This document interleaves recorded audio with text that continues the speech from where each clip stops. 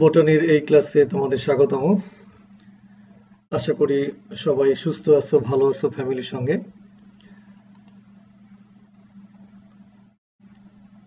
আজকের অনলাইন ক্লাসে তোমাদের আরো একবার স্বাগত জানাই।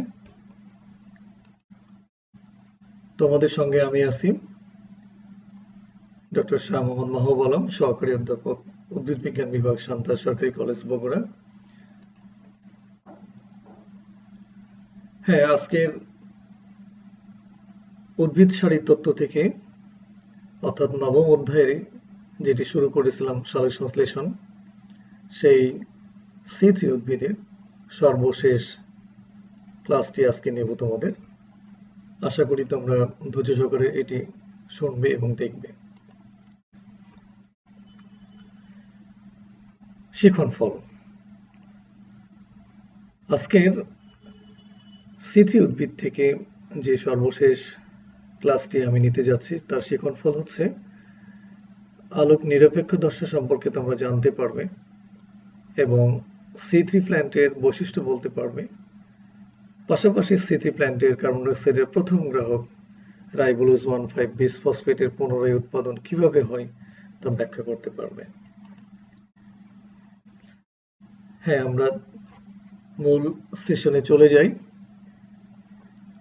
রাইবোলোজ 1,5-বিসফসফেটের পুনরায় উৎপাদন।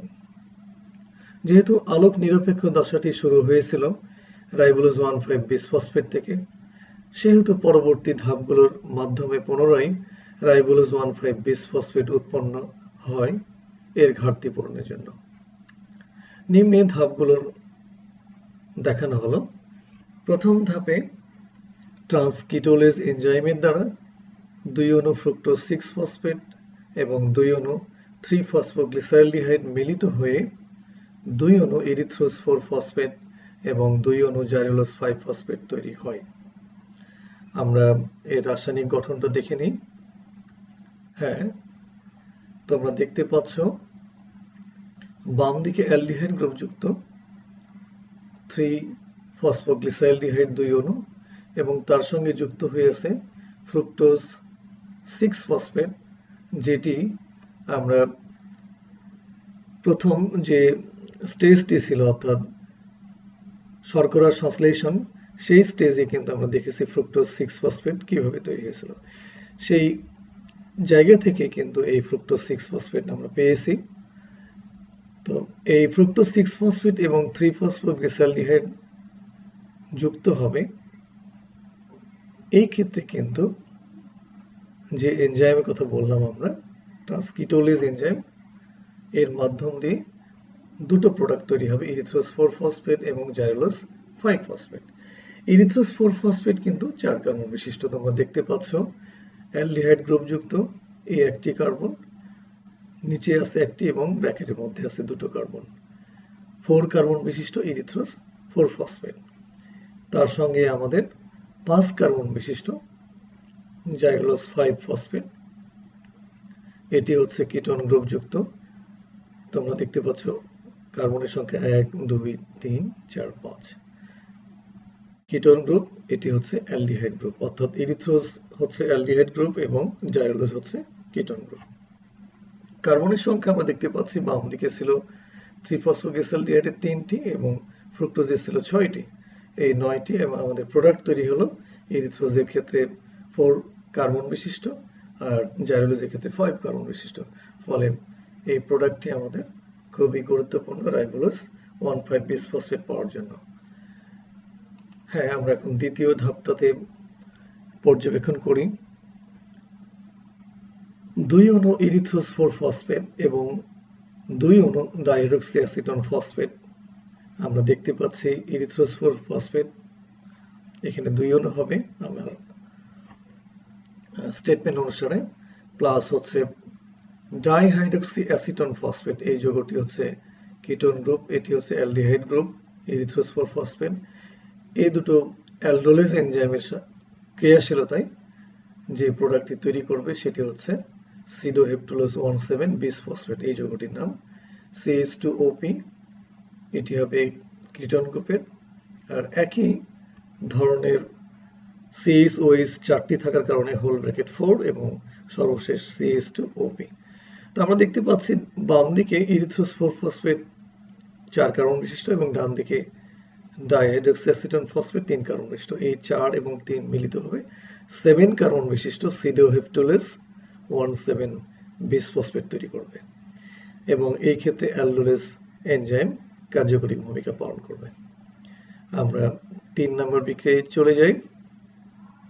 হ্যাঁ, এখানে তোমরা দেখতে পাচ্ছ যে সিডোহেপ্টুলেস 1,7 বিসফসফেট পানির সঙ্গে যুক্ত হয়। এনজাইম ফসফেটেজ এনজাইম, আমরা ইতিমধ্যেই দেখেছি এই ধরনের বিক্রিয়া যে ফসফেটেজ এনজাইমের ক্রিয়াশীলতায় যে কোনো প্রোডাক্টের সঙ্গে পানি যুক্ত হলে সেই প্রোডাক্টের ফসফনিক অ্যাসিডটা রিমুভ হয় এবং সেখানে পানির হাইড্রোজেন প্রতিস্থাপিত হয় এবং প্রোডাক্ট হিসাবে আমরা ultimate inorganic phosphate that means phosphoric acid পেয়ে থাকি। তোমরা দেখতে পাচ্ছ যে বাম দিকে রাইবোলোজ 1,7 বিসফসফেট 1 নম্বর কার্বনে ফসফনিক অ্যাসিড এবং 7 নম্বর কার্বনে ফসফনিক অ্যাসিড। তবে এই ক্ষেত্রে পানির সঙ্গে বিক্রিয়া করে রাইবোলোজ 1,5 বিসফসফেটের 1 নম্বর কার্বনের যে ফসফনিক অ্যাসিড সেটি রিমুভ হয়, হয়ে এই 1 নম্বর কার্বনের সঙ্গে একটি হাইড্রোজেন প্রতিস্থাপিত হয় এবং হাইড্রোজেনের উৎস তোমরা জানো যে ওয়াটার, এবং হাইড্রোজেনের বাকি যে একটি হাইড্রোজেন এবং অক্সিজেন সেটি কিন্তু ফসফনিক অ্যাসিডের সঙ্গে যুক্ত হয়ে ফসফরিক অ্যাসিড তৈরি করে। হ্যাঁ, চতুর্থ বিক্রিয়া এখানে আমরা দেখতে পাচ্ছি ট্রান্সকিটোলেজ এনজাইম। সেই এনজাইমটি যুক্ত হবে, তোমরা দেখতে পাচ্ছ বাম দিকের এই যৌগটি হচ্ছে রাইবোলোজ 7 ফসফেট। এই ফসফেটের সঙ্গে যুক্ত হয় 3-ফসফোগ্লিসালডিহাইড। এটি ট্রান্সকিটোলেজ এনজাইমের ক্রিয়াশীলতায় অর্থাৎ সিডোহেপ্টুলেস 7 ফসফেট 7 কার্বন বিশিষ্ট এবং অ্যালডিহাইড গ্রুপযুক্ত 3-ফসফোগ্লিসালডিহাইড 3 কার্বন, এটি টোটাল হচ্ছে 10 কার্বন বিশিষ্ট। আমাদের প্রোডাক্টও কিন্তু 10 কার্বন বিশিষ্ট পাবো।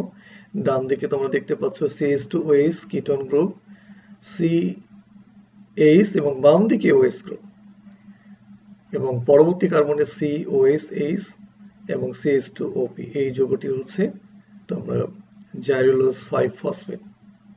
জাইরোলোজ 5 ফসফেটের একটি গুরুত্বপূর্ণ বিষয় এখানে আমি স্ট্রাকচারটা এইভাবে লিখেছি কারণ এই 3 নম্বর কার্বনের হাইড্রোক্সিল গ্রুপটি বাম দিকে থাকবে, এটি কিন্তু মনে রাখতে হবে এবং এই জাইরোলোজ 5 ফসফেটটা থেকে কিন্তু আমরা পরবর্তীতে রাইবোলোজ 5 ফসফেটে ফিরে যাব বা আমাদের প্রোডাক্ট হিসেবে রাইবোলোজ 5 ফসফেট পেয়ে থাকব।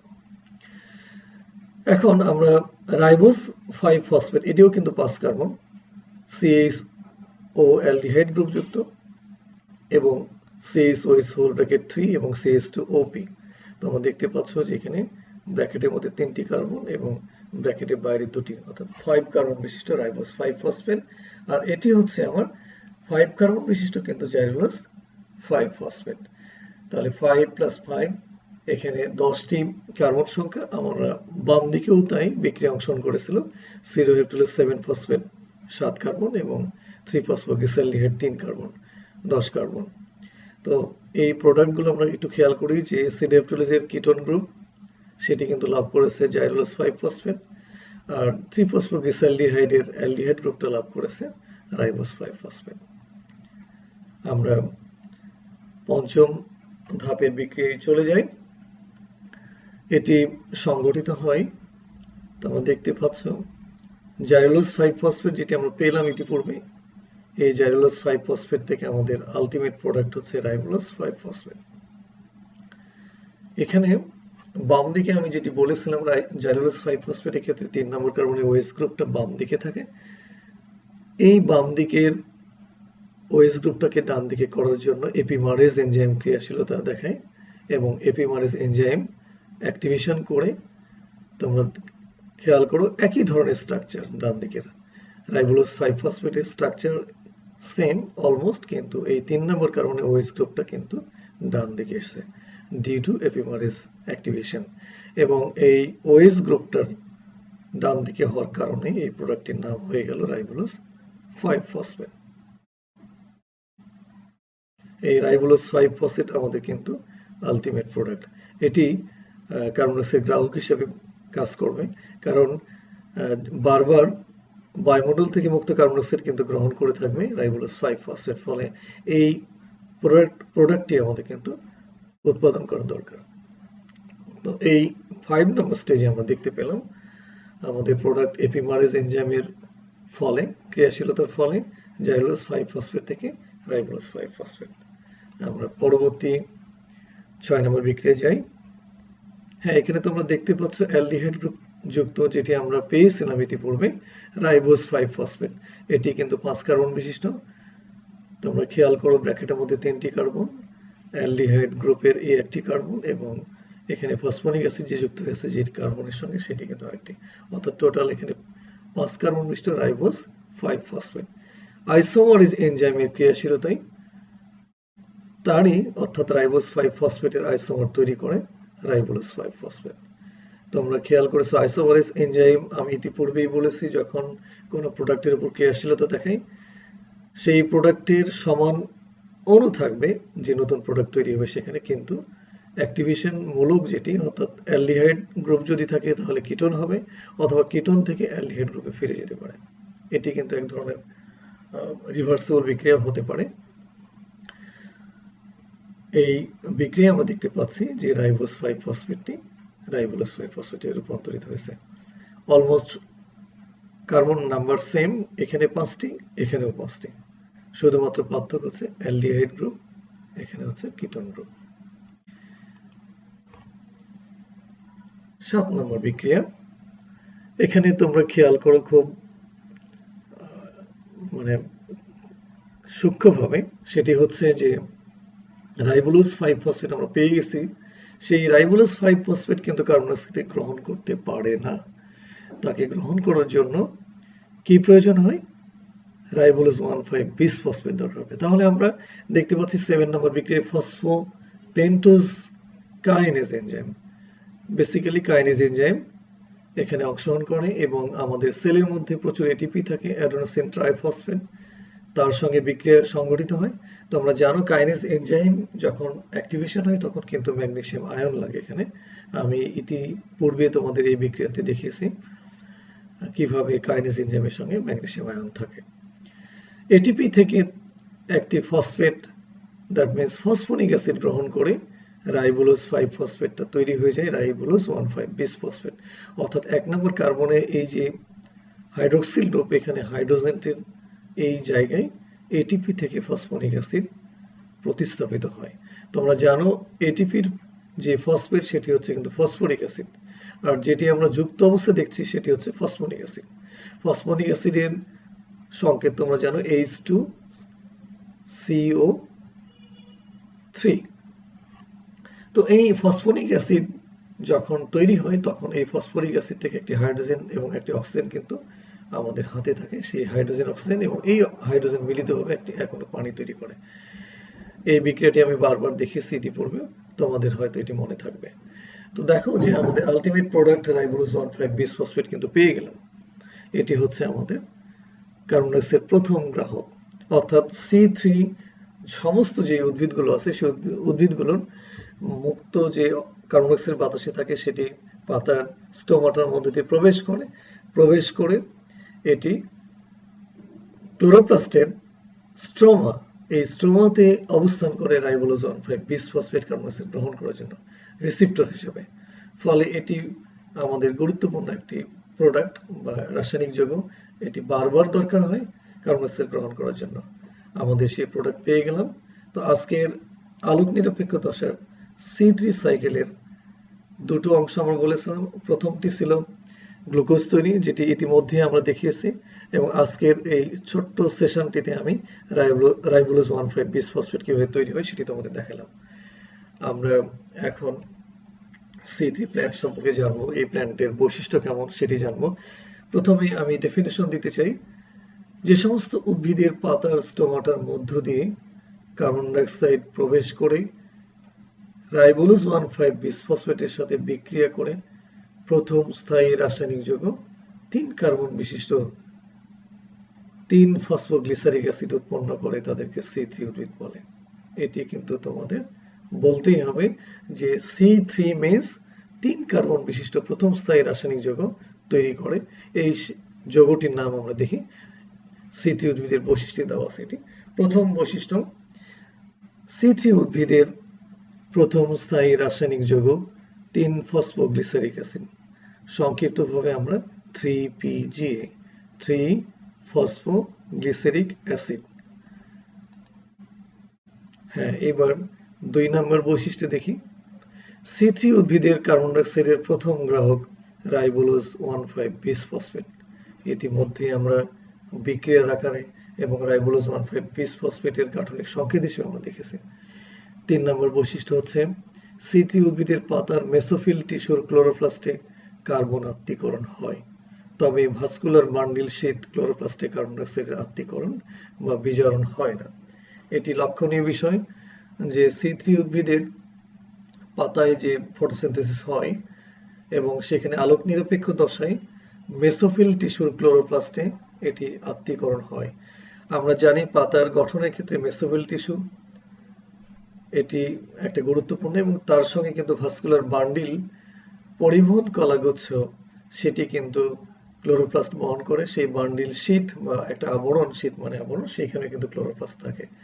ফলে C3 উদ্ভিদের যে C3 চক্র বা আমরা বলে থাকি যে ক্যালভিন চক্র, সেটি কিন্তু বান্ডিল শীতে সংগঠিত হয় না, শুধুমাত্র পাতার মেসোফিল টিস্যু ক্লোরোপ্লাস্টে সংগঠিত হয়। এটি কিন্তু খুব গুরুত্বপূর্ণ একটি বিষয় তোমাদের খেয়াল করতে হবে, কারণ C3 এবং C4 এর পার্থক্যের ক্ষেত্রে এই বিষয়টি তোমাদের জানতে হবে বা এটি খেয়াল করতে হবে। এরপরে 4 নম্বর বৈশিষ্ট্য, C3 উদ্ভিদের ক্যালভিন চক্র অধিক আলোর ক্ষেত্রে চলতে পারে না, অর্থাৎ অধিক আলো হলে এর তাপমাত্রা বেড়ে যাবে, আর তাপমাত্রা বেড়ে গেলে C3 উদ্ভিদের কিন্তু ফটোসিনথেসিস বন্ধ হয়ে যেতে পারে। তবে এদের জন্য অপটিমাম বা পরিমিত তাপমাত্রা বলা হচ্ছে 10 থেকে 25 ডিগ্রি সেন্টিগ্রেড, অর্থাৎ এই তাপমাত্রার মধ্যে এদের ফটোসিনথেসিস সবচেয়ে ভালো হয়। এবং ফটোসিনথেসিস যদি এর তাপমাত্রার নিচেও হয়, 10 ডিগ্রির নিচে বা 25 ডিগ্রি সেন্টিগ্রেডের উপরে, তাহলে এদের ফটোসিনথেসিসটা কিন্তু রেট কমে যাবে বা কখনো কখনো বন্ধ হয়ে যাবে। 5 নম্বর বৈশিষ্ট্য, আলোক শোষণ হার অত্যন্ত বেশি। আলোক শোষণ, ফটো রেসপিরেশন, অর্থাৎ যখন উদ্ভিদ ফটোসিনথেসিস করে তখন কিন্তু তাদের আরো একটি জৈবনিক প্রক্রিয়া রেসপিরেশন বা শ্বসন সংঘটিত হয়। ফলে শ্বসনে তোমরা জানো যে অক্সিজেন গ্রহণ করে উদ্ভিদ, কার্বন ডাইঅক্সাইড ত্যাগ করে। ফলে কার্বন ডাইঅক্সাইড যদি ত্যাগ করে, সেই ক্ষেত্রে কার্বন ডাইঅক্সাইড আত্তীকরণ বা বিজারণের ফলে যে গ্লুকোজ তৈরি, সেটা কিন্তু পরিমাণ কমে যাবে। ফলে এটি একটি কিন্তু বিপরীত প্রক্রিয়া গাছের ক্ষেত্রে হয়। তারপরেও কিন্তু শ্বসন প্রক্রিয়া ছাড়া কোনো জীব, কোনো প্রাণী বা কোনো উদ্ভিদ বাঁচতে পারে না। ফলে ফটোসিনথেসিস সংঘটিত হয় এবং তার সঙ্গে শ্বসনও হয়। এই আলোক শোষণের রেটটা কিন্তু C3 উদ্ভিদের ক্ষেত্রে অত্যন্ত বেশি, যার কারণে এদের ফটোসিনথেসিস থেকে যে প্রোডাক্ট হিসেবে গ্লুকোজ তৈরি হবে, সেটির কিন্তু পরিমাণ কমে যাবে। আমরা দেখি পরবর্তী বৈশিষ্ট্যে কিন্তু এটি উল্লেখ করা আছে। এই যে 6 নম্বর বৈশিষ্ট্য, এখানে তোমরা দেখতে পাচ্ছ C3 উদ্ভিদের সালোক সংশ্লেষণের উৎপাদনশীলতা বা হার কম, অর্থাৎ প্রোডাক্ট হিসেবে যে গ্লুকোজ তৈরি হবে সেটা কিন্তু প্রোডাকশনটা কমে যাবে। 7 নম্বর বৈশিষ্ট্যের ক্ষেত্রে কার্বন ডাইঅক্সাইডের পরিমাণ প্রতি মিলিয়নে কমপক্ষে 50 ppm থাকতে হবে, অর্থাৎ এখানে C3 উদ্ভিদের ক্ষেত্রে একটা বিশেষ রিমার্কেবল ঘটনা হচ্ছে যে কার্বন ডাইঅক্সাইডের পরিমাণ ন্যূনতম 50 পার্টস পার মিলিয়ন হতে হবে। এর কম হলে কিন্তু ফটোসিনথেসিস হবে না, ফটোসিনথেসিস বন্ধ হয়ে যাবে। এটি একটা গুরুত্বপূর্ণ বিষয়। এবং কার্বন ডাইঅক্সাইডের পরিমাণ যদি এমন বেশি হয়ে যায় অতিরিক্ত, সেই ক্ষেত্রেও কিন্তু C3 উদ্ভিদের বা C3 সাইকেলের উদ্ভিদগুলোর কিন্তু ফটোসিনথেসিস রেটটা কমে যাবে। 8 নম্বর বিক্রি, এখানে দেখতে পাচ্ছি বৈশিষ্ট্যের ক্ষেত্রে যে কার্বন ডাইঅক্সাইড ফিক্সিং এনজাইম হলো রুবিস্কো, অর্থাৎ C3 উদ্ভিদের ক্ষেত্রে প্রথম যে কার্বন ডাইঅক্সাইড গ্রাহক ছিল তোমরা জানো রাইবোলোজ 1,5-বিসফসফেট, এবং এই এনজাইমটি রুবিস্কো এনজাইম, অর্থাৎ রাইবোলোজ 1,5-বিসফসফেট কার্বক্সিলেজ অক্সিজেনেজ এনজাইমটি কিন্তু ফিক্সিং এর ক্ষেত্রে প্রথম ব্যবহৃত হয়েছিল। 9 নম্বর বৈশিষ্ট্য আমরা দেখি, কার্বন ডাইঅক্সাইড সংবন্ধন একবার ঘটে। এখানে আমার বানানে একটু ভুল হয়েছে, একবার ঘটবে, অর্থাৎ কার্বন ডাইঅক্সাইড ফিক্সিং হবে একবার C3 উদ্ভিদের ক্ষেত্রে, কিন্তু আমরা C4 এ কিন্তু দুইবার দেখব। আমরা কি কি উদ্ভিদগুলো C3 উদ্ভিদ একটু জেনে নেই। 10 নম্বর বৈশিষ্ট্যে বলা আছে আম, জাম, ধান, জবা, পালং, তুলা, সূর্যমুখী, ক্লোরেল্লা ইত্যাদি হলো C3 উদ্ভিদ। তো আমরা অধিকাংশ আবৃতবীজী উদ্ভিদ অর্থাৎ বীজগুলো যে আবৃত থাকে সেই উদ্ভিদগুলোই কিন্তু C3 উদ্ভিদ। এই উদ্ভিদগুলো আমরা খুবই আমাদের পরিচিত, আমরা এই উদ্ভিদগুলোর প্রোডাক্টগুলো খেয়ে থাকি, আমাদের বিভিন্ন রকম নিত্য প্রয়োজনীয় কাজে ব্যবহার করে থাকি। তো আমরা ধৈর্য সহকারে আমার এই সর্বশেষ অর্থাৎ C3 উদ্ভিদের রাইবোলোজ 1,5 বিস ফসফেট উৎপাদনটা তোমরা দেখলে, এই জন্য তোমাদেরকে আমি ধন্যবাদ জানাই। Thanks to all. তোমরা ভালো থাকো, সুস্থ থাকো এবং করোনা ভাইরাস থেকে নিজেকে মুক্ত রাখো। স্বাস্থ্যবিধি মেনে সাথে সাথে সামাজিক দূরত্ব মেনটেন করে পরিবারের সবাইকে সচেতন করে নিজেই সচেতনভাবে চলে তোমরা সুস্থ থাকো, সুন্দর থাকো, এই প্রত্যাশায় ধন্যবাদ সবাইকে।